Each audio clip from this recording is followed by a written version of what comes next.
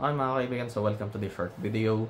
Not necessarily YouTube short, pero definitely shorter than the usual videos that I make. So, gusto ko pakita sa inyo mga kaibigan to one of my best purchases. Yeah, probably one of the best purchases that I made this year. Ito nga ang Xiaomi Smart Tower Fan. And one of the main reasons kung ba't ko ito binili is parang pabigay na yung dating wall fan na gamit ko. So, itong mismong Asahi na fan, yung gamit ko actually dito sa kwarto. Aside sa usual noise na nanggaling of course din sa fan blades mismo, is parang nagra-rumble na siya, nagbabibrate na in a way na parang nakakatakot ng gamitin. Pag-alala ko, over 5 years ko natang gamit yung Asahi na fan na yun. Tapos, turns out pa nga pala, yung mga pangkaraniwan ng mga fans natin is nagkukonsumo sila ng 60 to 70 watts. Yung mismong fan na gamit ko is around 65 watts. Tapos, itong Mi Smart Tower Fan is 22 watts lang pala ang consumption nito. And actually, medyo matagal ko na din gustong bumili ng mga gantong fan, yung mga tower fan. Aside sa fairly low lang yung noise niya at max speed, so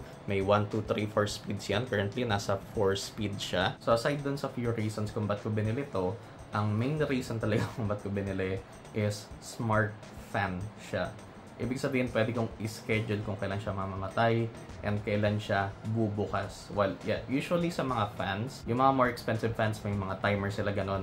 Pero ito, pwede kong iset to kung kailan siya magbubukas. Which kung i-prepare mo sa AC is actually maganda to. Kasi yung AC ko, sineset ko na mamatay siya ng 6 AM. Tapos itong smart fan ngayon, isineset ko na bumukas ng 5 AM. Actually, before I get into more details, ito muna yung unboxing experience niya. Tapos, pati na din yung assembly. Tapos, ang dali and straightforward lang i-assemble niya. So, may 2 parts yung base niya. Isang front, isang back. Tapos, just screw it in. Tapos, if it wasn't obvious already, ang taas din ng smartphone na to at about 44 inches. About 4.3 kilos siya. Tapos, pagdating naman sa mga controls dito. So, ito yung mga controls niya sa taas. So, may child lock feature din to, which basically, i-disable niya yung mga buttons dito sa taas, which hindi naman concern yun since most children di naman ata aabot ng, well, hindi nila maabot to basically. So ito yung power, yung mode. So ngayon nasa direct breeze tayo. So basically, ayun na yan. Yan, nasa direct breeze tayo ngayon, which yun to, dubuga siya. Tapos meron din yung parang natural breeze where parang ginagawa niya para i-emulate yung natural breeze ng hangin. Tapos sleep mode na parang ano siya, well, almost similar lang sila na parang intermittent lang yung breeze ng hangin na magagaling ngayon dito. Pero of course, since pawisin ako na tao, is lagi nasa direct breeze yan. So, ayun nga. Tapos meron ka din option for, of course, fan speed. 1, 2, 3, 4. Tapos yung timer, pwede mong iset na din dito. Tapos ito naman yung oscillation button. So, umiikot nga siya. Tapos ang basehan dito is yung base niya. So dito, ayan, yung marka na yan, is yan yung gitna niya. So for example, gusto mong itutok yan sa'yo and i-adjust mo lang yung oscillation niyan, yung angle, which actually pwede mong gawin yan sa app, which papakita ko sa inyo ngayon. So ang kailangan mo lang gawin is download yung Mi Home app. Tapos if wala ka pang account, obviously gumawa ka. Tapos add device lang. Make sure na on yung location and yung Bluetooth ng device mo. Tapos yan, ang dali ko lang na na-connect actually sa wifi nung bahay namin. Tapos pag nandito ka na mismo sa smart fan, yan yung mga controls nyo. Ayan, pwedeng turn off. Yan, namatay nga siya, so narinig naman. Tapos, yan nga yung mga options nyo. So, direct breeze, natural breeze, tapos yung sleep mode, which halos identical lang sila. Tapos, yan nga, pwede din fan adjustment. So, yung fan speed, pwede mong i-fine tune kumbaga dito. Ay, nasa 45 lang siya. Tapos, yan, 80. Tapos dito sa app din is pwede nyo din i-turn on or i-off yung oscillation. So basically ngayon, pwede nyo iset yung angle na kung saan, well, umiikot siya. So pwedeng 30 up to 150 degrees. So basically sa 150 is wide na yung masasakop niya na angle. Tapos kagandahan din dito is pwede mong i-fine tune din. For example, naka-still lang siya na nakatutok sa'yo. Yeah, for example, gusto mo lang siya itutok sa'yo, medyo madamot ka. Ayan, pwede mong i-fine adjust yung angle niya mismo. Tapos ito pa isang option nito is pwede mong iset yung timer kung kailan siya mamatay.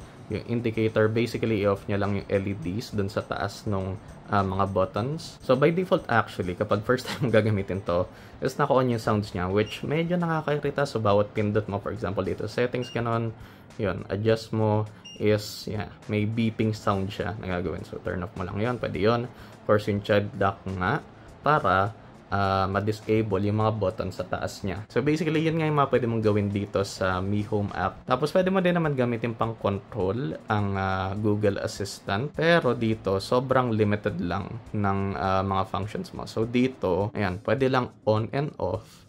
Tapos pwede mong iset yung fan speed niya. So 1, 2, to 4. Yeah, then madang pumata ng 3. Pero ang kaganda naman dito, if nakasetup siya sa Google Home mo, is pwede mong gawin to. Okay, Google, turn the fan on at 4 a.m. Alright, I'll turn on the So, yun. fan at 4 a.m. So, yun one of the things na parang pampa-improve ng quality of sleep since ang mangyari, once na mamatay yung AC ko at 6 a.m., sineset ko nga siya na magbukas. Ewan ba't nasabi na 4 a.m. Pero sineset ko ito magbukas. Itong fan, sineset ko na magbukas ng 5 a.m. Ang gagawin niya ngayon, 1 hour before mamatay yung AC ko, is parang sa-circulate niya na yung hangin na yung lamig, basically, na naipon sa kwarto ko. Tapos yun, definitely mahimbing yung naging tulog ko and yung gising ko din. Maganda din.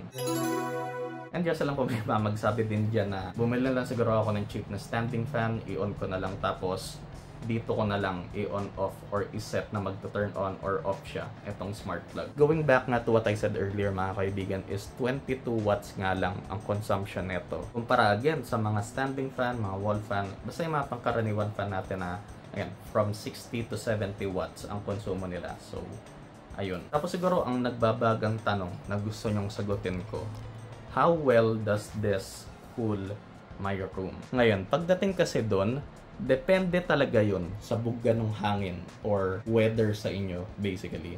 Pero, for the most part naman, cool naman yung breeze na nanggagaling dito and it does a good job in ventilating my room, if yun yung tinatanong nyo. Pagdating kasi sa tanongan na, does it cool your room? Depende talaga yun sa panahon. But for the most part, again, is cool naman yung breeze na nanggagaling dito sa Mi Smart Tower Fan. And ito din, malamang na yung magtatanong din neto na if ganong kalayo ba yung abot ng hangin nito? Well, na-measure ko about 5 meters or a little over 16 feet. Tapos considering din na ganyang kaliit lang yung kwarto ko. Wala akong exact measurement pero talagay na natin siguro na 8 feet by 9 feet. Tapos 8 feet din siguro yung taas. Perfect siya para sa liit ng kwarto ko. Kahit na 2 rooms that are just a bit bigger kumpara sa kwarto ko, para sa akin solid na option din to, yung Mi Smart Tower Fan. Tapos pagdating naman sa maintenance is fairly straightforward din siya, yung paglinis niya. So may single screw ko dito sa likod sa taas, legit, ganun kadali lang tanggalin yung likod niya. Tapos dito sa parang pinaka fan blade niya, sa baba niyan, is may single screw din dun and push lang mula sa baba tapos hilahin. Pwede mo na ngayon linisin yung fan blades niya or kung ano man yung tawag dito. Tapos ayun, ibalik mo lang and screw into place. Meron tong feature na kung saan hindi bubukas yung fan unless hindi mo ini-screw in or naka-clip into place yung back panel niya. Tapos meron kang slit dito sa taas, parang ito yung basically carrying handle niya. Tapos siguro ang ayoko lang dito is a bit too short yung cable niya at a little over 4 feet lang. Isa pang kagandahan dito is hindi mo na kailangan adjust yung height niya. Like obviously hindi mo na ma-adjust yung height. Like yung angle niya, for example sa mga standing fan or wall fan, is hindi mo na kailangang adjust yung angle niya para matutok sa'yo. Kasi ito, pretty much perfect na siya na kahit ito yung cooling pad ni Chacho, madalas na side kasi siya, is abot na abot pa din siya dito. So ramdam niya pa din yung breeze dito. Siguro ang problema lang, yan, yung buong height ng fan is abot niya ng hangin yan. Siguro maliban na lang kung may bunk bed ka, yun lang siguro yung problema. Yeah, pretty much yun lang yung issue is hindi niya maabot anything higher than that. Tapos at max fan speed is just a little over 50 decibels yung noise niya. So yeah, yun nga yung video ko dito sa Xiaomi Smart Tower Fan. Not sure kung naging short video lang to. Medyo madami din akong sinabi, pero yun nga. So MSRP nito as of making this video is about 3.7. Sale ko actually nabili to at 3K. So it is a bit pricey for a fan, pero considering nga again yung energy savings nito and smart fan na nga to at that price. Kasi yung Asahi 625R na previous fan ko dito sa kwarto is 3K din. I would say yeah, para sa akin this is a great buy. And of course, kung gusto niyo din bumili ng sarili nyong Mi Smart Tower Fan, then I'll leave the links in the description. Of course, gamitin ang Shopee affiliate link ko pag bibili. Napakalaking tulong nun sa akin. Of course, as always, leaving a like is the easiest way to support the channel. Consider subscribing if you like my content and turn on notifications for all so you'll be updated on my latest videos. Thanks for watching. I'll see you guys in the next one. Peace. Flip a bag, now I'm serving a Tesla. Going back, shawty with me, I stepped up.